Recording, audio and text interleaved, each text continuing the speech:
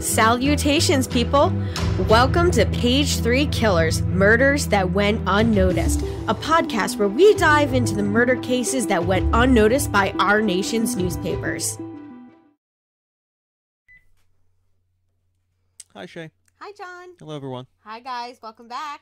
Welcome, Page 3 Killers, Murders That Went Unnoticed, Season 2, Episode 4. Yes, and this week we are talking about Gary Evans. So I don't think anybody's heard of him. I hadn't heard of him until I was looking through some stuff. And I came across this guy. And I thought it was an interesting case. So I brought it here for you guys. So do you want to, before we get started, you want to give a shout out to our patrons on Patreon? You only have 2 listed, is that correct? It's 3. Okay. Well, we have Chelsea, Stacy, and Joe. Yep. You know who you are. Yes, you do. So thank you guys for donating on Patreon. If you guys want to become a supporter of Patreon and get some exclusive content and, support your favorite podcast, you can join us on Patreon. Our link will be down in the description and the bio. So this week, Gary Evans. Super interesting guy. Now, this guy is an American thief and confessed serial killer from New York. So he confessed it, or they proved it? A little of both. Once we get into it, so he wasn't actually put on trial, but he confessed and gave them, locations of bodies and stuff like that. And they located them. So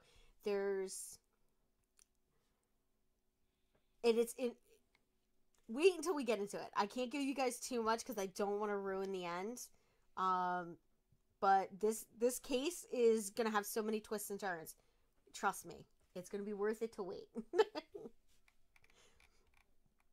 So let's roll into our news, and then we can get started with our topic. So I chose 1985, which is when this all pretty much starts, as our year. So we have the January 28th We Are the World concert thing. Yeah. Yeah. So that whole thing happened where they were raising money for the famine in Ethiopia. Yeah. You had big ticket names all signed in for that. Right? Michael Jackson, Lionel Richie, Tina Turner, Cyndi Lauper, Diana Ross. All the big names in the music industry at that time. So that was on January 28th. Now, on March 6th, Mike Tyson makes his professional debut in Albany, New York. A match which he wins by a first-round knockout. Which is kind of crazy. You pay all that money to go to it. I don't know how much tickets would have cost back in 1985. Probably not nearly as much as they do now. But you pay all that money to go, and it's done in the first round. Well, that's why there's a card, and there's not just one belt. Yeah. He might not even been the headliner at this point. I know he was just coming off the Olympics. But he might not even have been the headliner. That's interesting. To be the person that sees him before he, makes it big. I mean, he was well known at that point because I believe he won gold medal. Don't quote me on that, but I know he was an Olympic boxer, and then he went professional and became very, very good. Is boxing part of the Summer Olympics? Yes. Okay, yeah. Yeah, because right now we got the Winter Olympics just started. That's running right now. That no one knows or cares about. Yep. Yeah, nobody cares about it. Everybody seems to care about the Summer Olympics. I like the ice skating in the Winter Olympics, but this year they have the Jamaican bobsled team. Oh, fancy. Their first time back, right? It's been like I have no 20 idea. years since they were in it. I don't know. But yeah. And they had that movie. Cool Runnings. Love that movie. All right. So on March 16th, Associated Press newsman Terry Anderson is taken hostage in Beirut. He is eventually released on December 4th, 1991. Where's Beirut at? Middle East. Yeah, close enough. Where is Beirut, babe? Oh man, I want to say it's Syria, but it's somewhere in the Syria, Jordan, Israel area. Yeah. It's probably Israel. Yeah. Okay. Now, on April 1st, 8th seed Villanova defeats national powerhouse Georgetown 66-64 to win the first 64-team field NCAA tournament in Lexington, Kentucky. Which I thought was kind of a big deal because Villanova is a local school. Well, it's a big deal around here. Yeah. It's a legendary win in the city of Philadelphia. Also, it was against the Patrick Ewing-led Georgetown team, which was just an absolute stacked team. And Georgetown, what state is that school in? None. None? Nope. It's not in a state. It's in the District of Columbia. Oh, okay. Yes. All right. I'm like 99% sure if it's like actually in like Maryland or something. I'm sorry. But I know it's based around DC. Okay. Yeah, so on May 5th, U.S. President Ronald Reagan joins West German Chancellor Helmut Kohl. Helmut Kohl.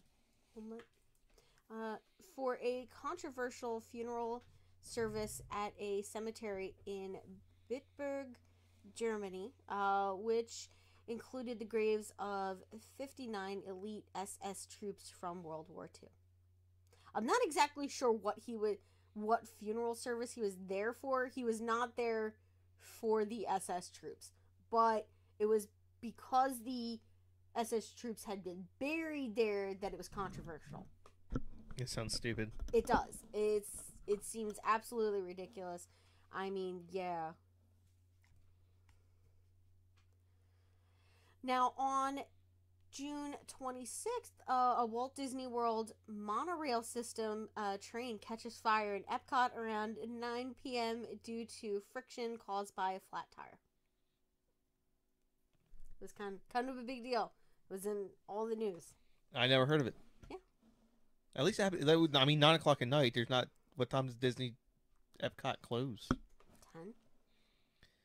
Yeah, there's probably not a lot of people still chilling out there. Yeah, I mean, there's probably a lot more. I mean, it is June, so it's kind of. Yeah, it'll be warm out.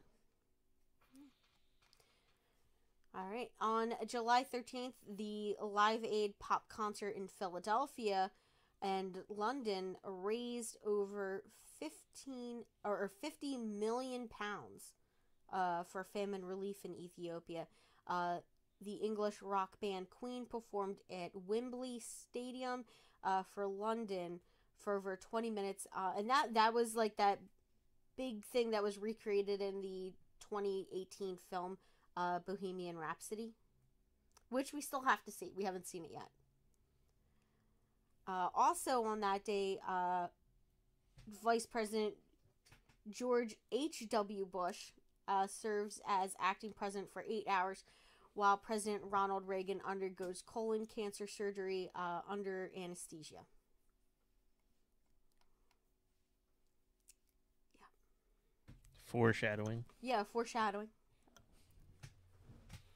Another shitty president. Now, on August 25th, Samantha Smith, the goodwill ambassador between the Soviet Union and the United States, for writing a letter to Yuri Andropov, it's all right, about nuclear war, and eventually visited the Soviet Union at Yuri Arapov's request. She dies in the Bar Harbor airline flight 1808 plane crash. She was just 13 years old. Which is super crazy. I'm not saying... And a little suspicious. She was not the right person for the job, but why was there... I understand it's a goodwill ambassador. It's not a real position, but... Mm-hmm.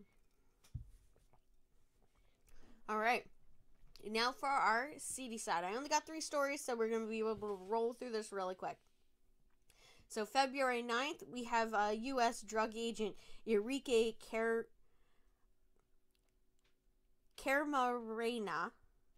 Camarena is killed and murdered in Mexico. His body is discovered on March 5th. Then on April 19th, we have a 4-day siege of the white supremacist group, the Covenant, the Sword, and the Arm of the Lord, begins in Arkansas.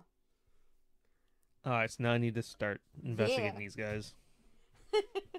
another siege. I mean, they're always interesting. Sieges, white supremacists, the South. Yeah. I'm intrigued. Yeah, so I mean, it's something to look into. Now, on August 31st, our season finale of last year happened. Richard Ramirez, the serial killer known as the Night Stalker, is captured in Los Angeles. I'm sorry. He was not our... It was a different Ramirez. I just felt really stupid right there. Yeah, but this is the guy Racist. that I... All Mexicans are the same. No, they're not, John. Ramirez, well, whatever.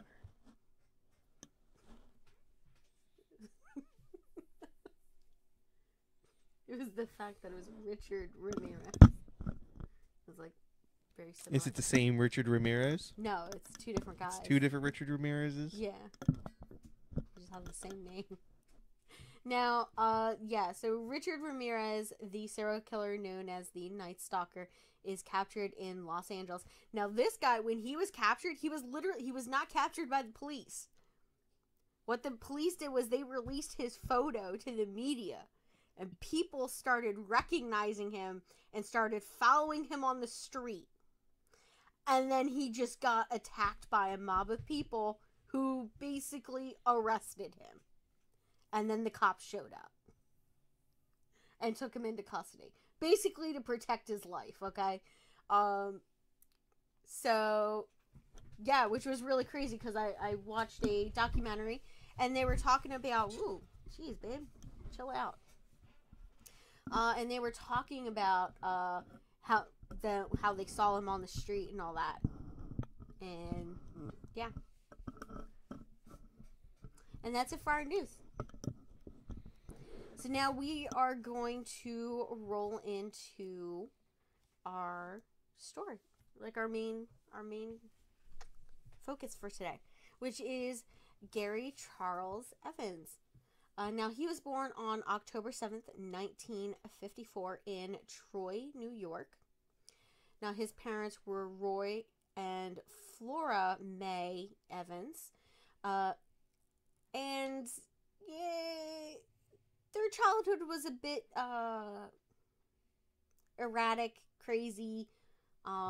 So their mother had some issues and she had very erratic behavior. And she frequently beat her children. So, yeah. Now, Evans and his sister Robbie often had to watch their mentally ill mother attempt to commit suicide on several occasions. Evans himself would later claim that he was raped by his father when he was 8 years old. I don't believe that we have any documented proof of this. From an early age, Gary began to show interest in works of art and pricey items. And at the age of 8, he was caught stealing jewelry worth $1,000. So he had some klepto tendencies. It's a lot of money. What, when he was 8 years old? Yeah. So you're like 1962. $1,000 is a heck of a lot of money. It's a lot of jewelry. Yeah. Now, during his school years, he began repeatedly stealing small items, such as books and comics. He occasionally shoplifted, and earning him a reputation as a thief. Now, after his parents divorced in 1968, Evans and his mother moved to Cohoes, where he attended the local high school. And in the summer of 1970, he was arrested for breaking and entering, for which he was sentenced to a juvenile detention center for 3 months. Now, while he was imprisoned, his mother married and subsequently divorced 4 husbands due to her alcohol abuse, and in 1971, she unexpectedly came out as a lesbian.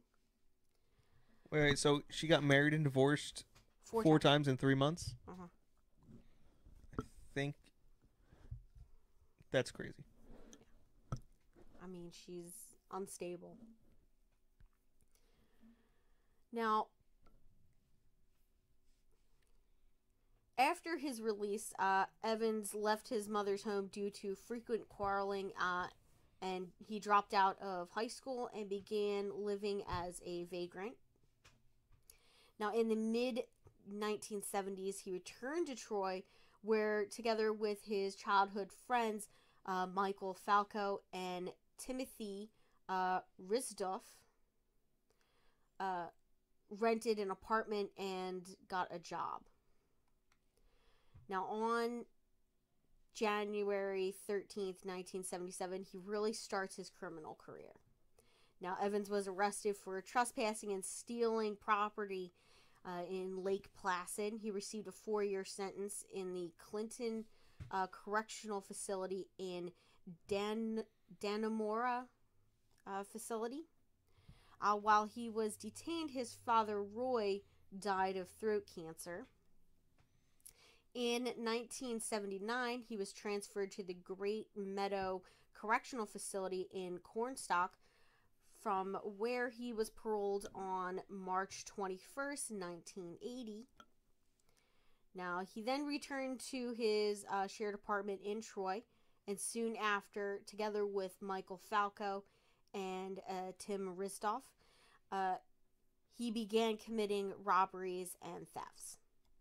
Now, they used the apartment as a storage space to sell their stolen goods.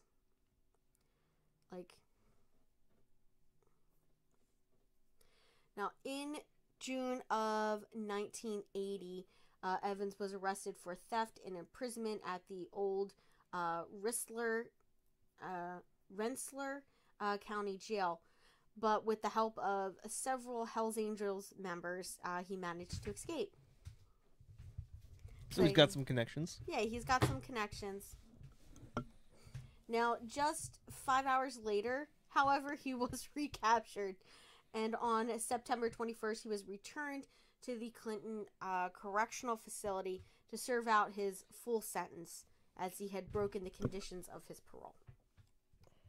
Now, in 1982, following a brawl between inmates, Evans was transferred to the Attica Correctional Facility, where he remained until his release on December 29th. Now, Attica is kind of a sucky prison. It's probably one of the worst ones in New York State, is Attica. It's just like a real shitty prison. Now, the following January, Evans and Falco committed several petty thefts, after which they both moved to Florida. A month later, Evans' mother died in an accident, forcing the two men to return to New York State, and resume their criminal activities together with Tim. That's a shame. He probably would have gotten away with more in Florida. Yeah, exactly. Now, on May 10th, 1983, Evans was arrested for burglary and trespassing in Saratoga County, and briefly housed in the county jail. This guy's not very good at this. Yeah. I mean, but you gotta wonder how many things he did get away with in between. Oh, yeah, but still. Yeah. So, throughout the rest of the year, he was repeatedly transferred to various prisons, but was never brought to trial and eventually released on in March of 1984. Now, on February 26, 1985, Evans and Falco robbed an antique collector's apartment in East Greenbrush, with their profit being around $15,000.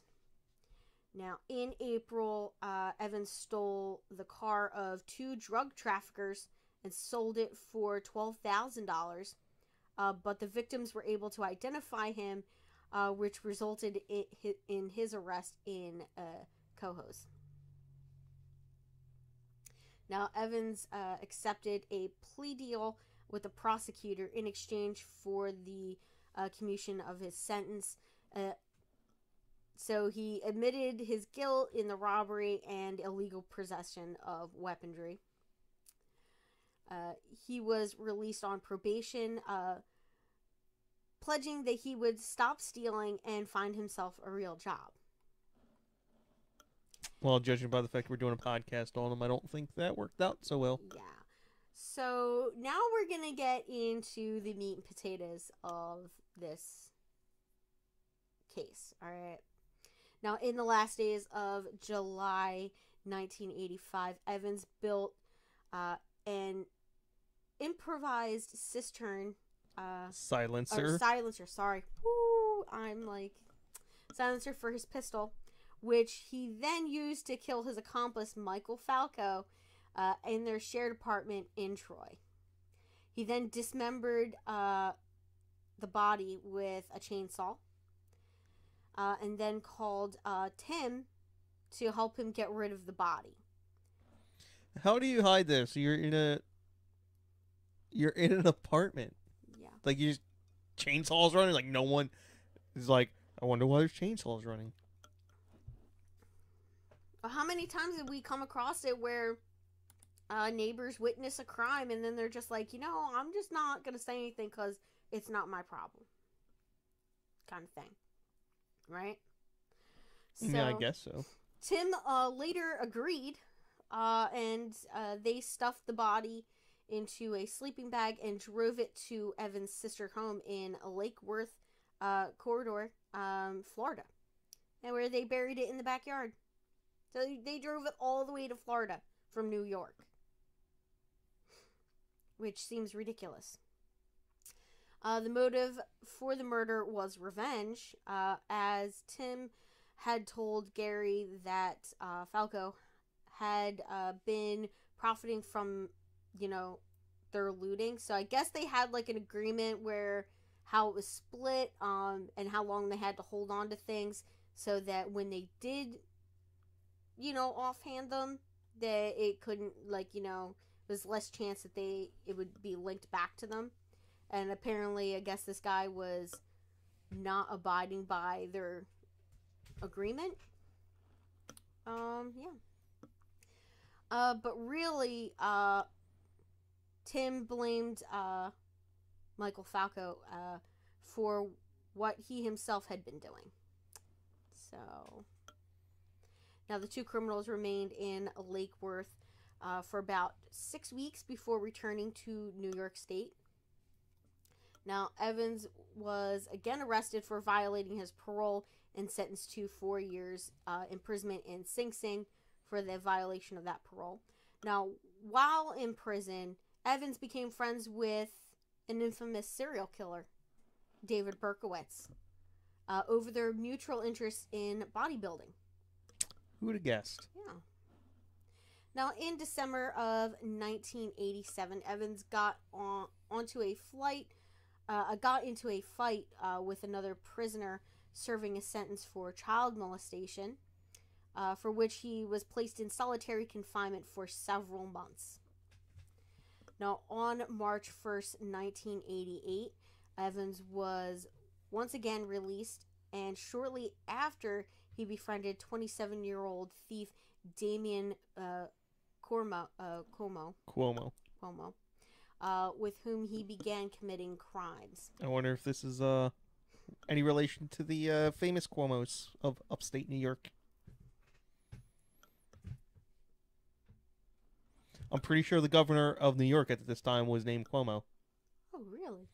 Interesting. Now, It may have been a little bit before this, but yeah.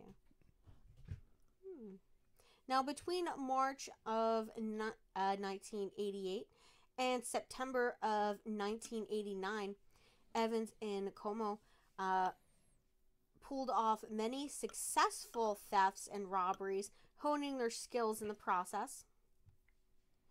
The pair were arrested in March of 1989 with police finding ski masks, stun guns, and radio scanners and ropes in the back of their car. But due to lack of sufficient evidence, both were released. Okay. Sufficient evidence. Right there. That is more than enough evidence that they're up to some shady shit, right?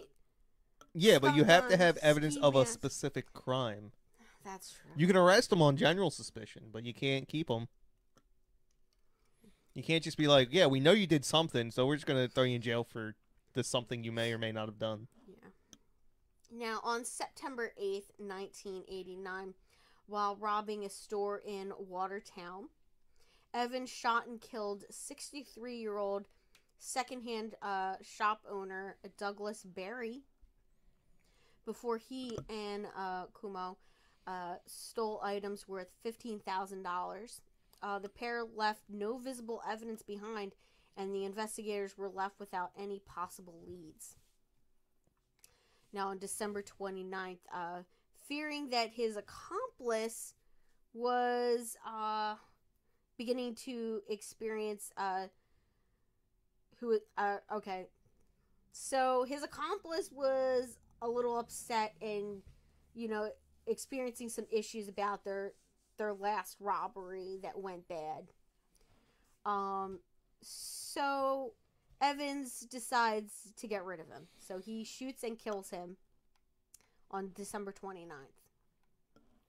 Now, in early 1990, he moved back to Florida, where he remained for several weeks before moving to California, where he came across a female acquaintance he had known for 15 years.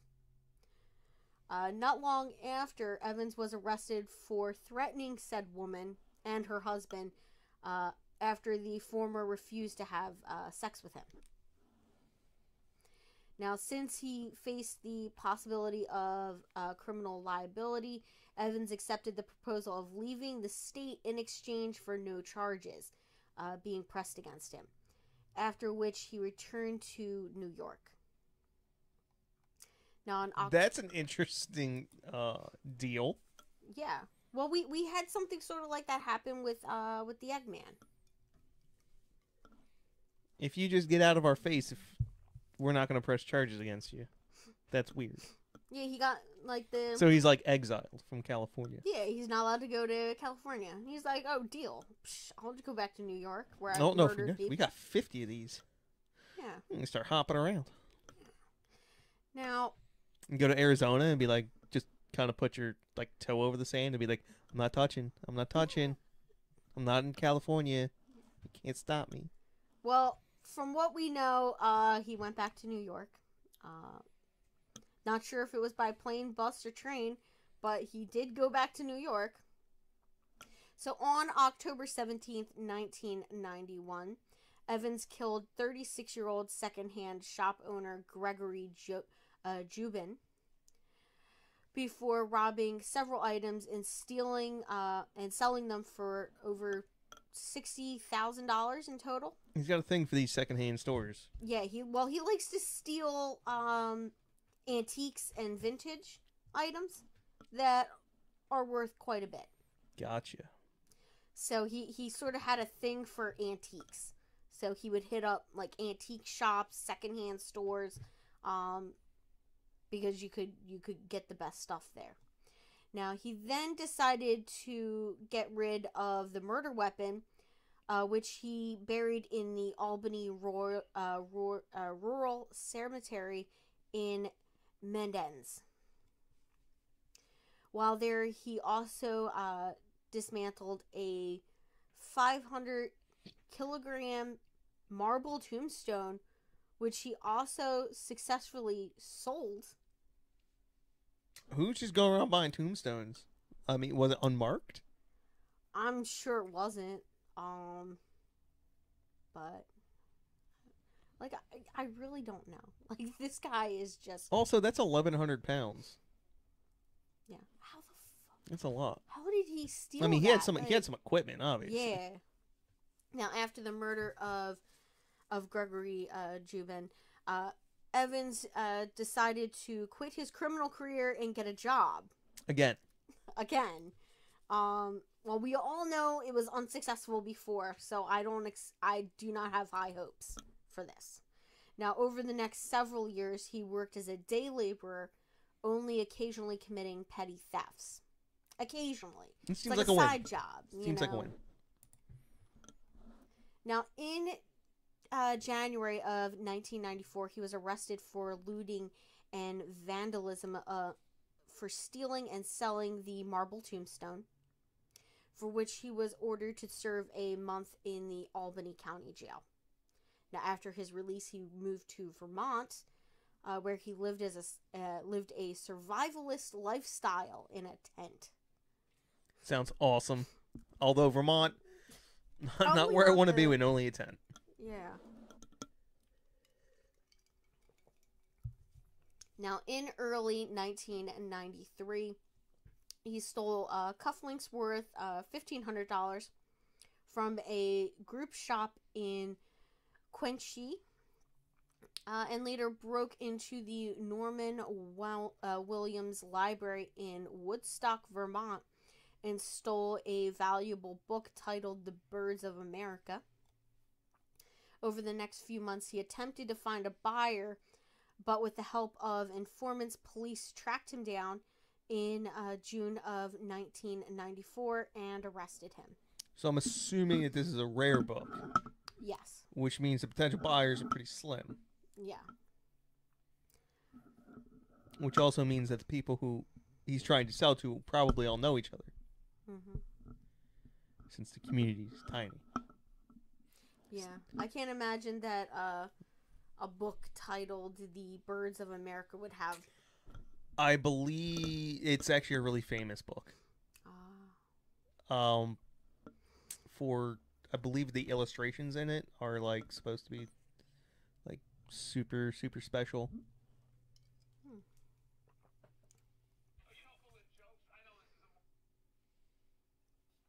What are you pulling up now? I'm looking up the book. What do you think I'm looking up? Okay. Well, I'm going to keep going.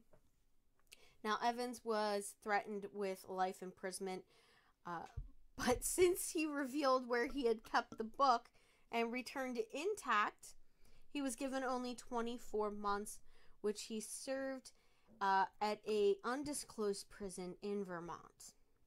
So, yes, it was really famous for its illustrations, and it was first published in the 1820s. Okay. In London and Edinburgh. Interesting. Which is weird because it's the birds of the United States. Yeah.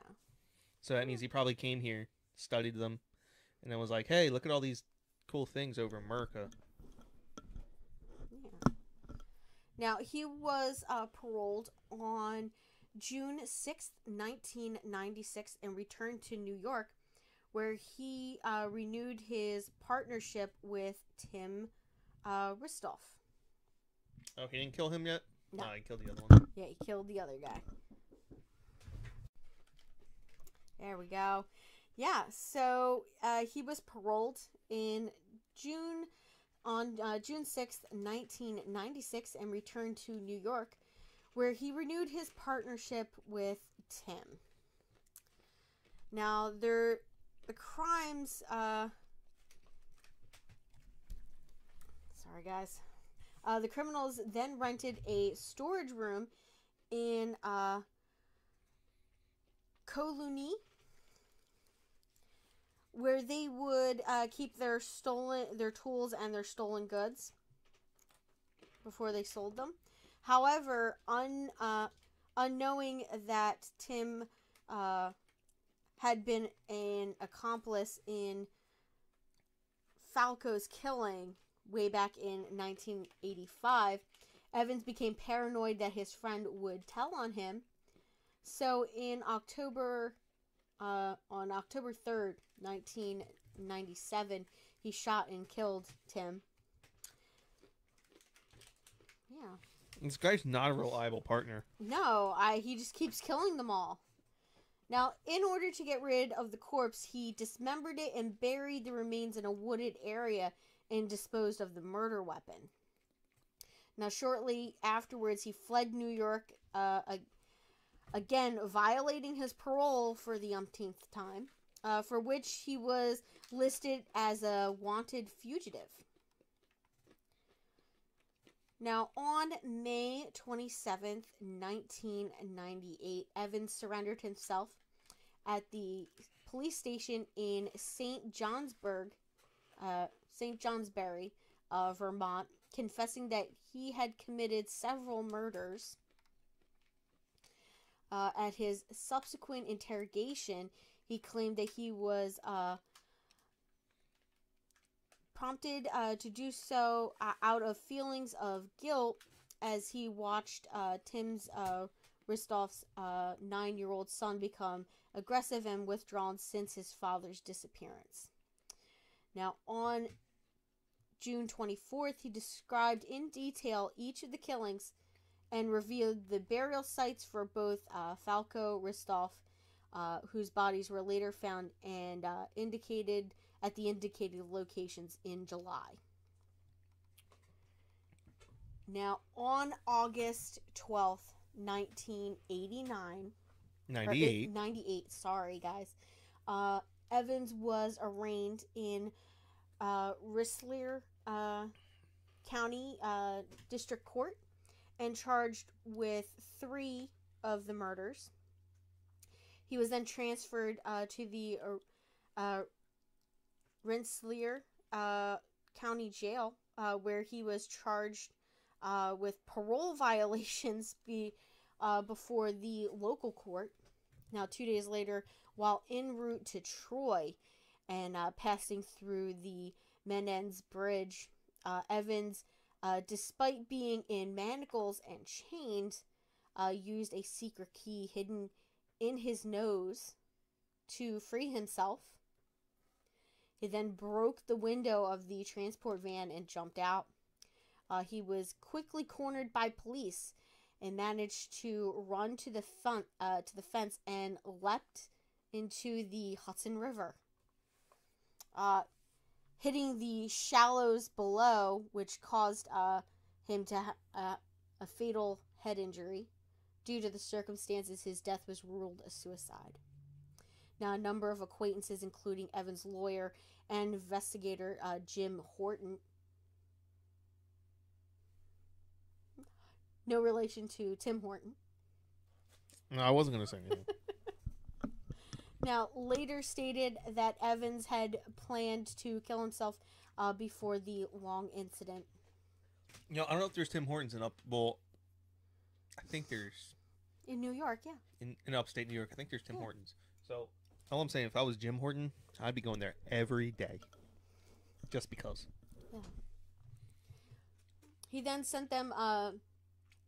he had sent them suicide notes in which he expressed remorse at his inability to deal with isolation. Well, stop killing your friends. Yeah, I would easily solve that. Now, according to their close friends, despite his criminal activities, they considered Evans to be a complex worldview. They considered him to have a complex worldview and philosophy. He was a vegan who never drank nor smoked. So, like, they had an entirely different view of him versus what his criminal record says. Now, some also said that the last months of his life, Gary was paranoid of possibly getting the death penalty and was going to be executed via lethal injection, which contradicted his beliefs that one should never take drugs via injections. I don't think that's what you need to worry about at that particular moment. Yeah. I don't know. Yeah. Farsighted. So, that is Gary Evans. Now, he has been featured in a dramatized, like, true crime show. So, it was in season 1, episode 8 of I Killed My BFF, titled My Best Friend the Serial Killer. Several authors also wrote books about his case, which were interesting. But yeah, so this guy just, I don't know, I don't think he had a chance. Like, he just had, like, a real terrible childhood, and it just continued up through his entire life. He might have been, philosophical and complex intelligence, but yeah, you killed more than 3 people. I think it's like 5. 6. Well, his petty thievery is what done did him in. Yeah. Which, I don't know, if you're going to take the time and the effort to plan a robbery, like, man, it's not much harder to work a job. Like, well, generally speaking, that's the whole point of, like, law enforcement, is to simply make crime more costly than legitimate forms of work and employment. Yeah. Unfortunately, cops only show up after the crime. They don't show up before. They'll show up once you're dead. You're always your first responder. You're always your own first responder. Yeah, but this guy, so this was just, like I said, guys, there's a lot of twists and turns. So technically he was never actually convicted of these crimes. He admitted to them, gave all the evidence. So they would have had enough to posthumously convict him, because they have recorded statements from him and everything. So it's known that he did all of these things. But so it's a closed case. So it's a closed case. But technically, he was never convicted. And what I found really interesting was that his death made big news, but not the other crimes, his murders. His death did, though. Guy jumps off of the bridge into the Hudson River. That would make that was a big deal, and especially with police officers and prison guards being involved in said chase of him across the bridge. It was like a super big deal. So yeah, I know, not as interesting as last episode for you. Well, I mean, it's it is what it is. Yeah. A little bit shorter episode. We went an hour and a half last time. This time we cut it a little bit short. Yeah. To give our listeners a little breathing room. Exactly. Yeah. I can't wait for the next one. Should be.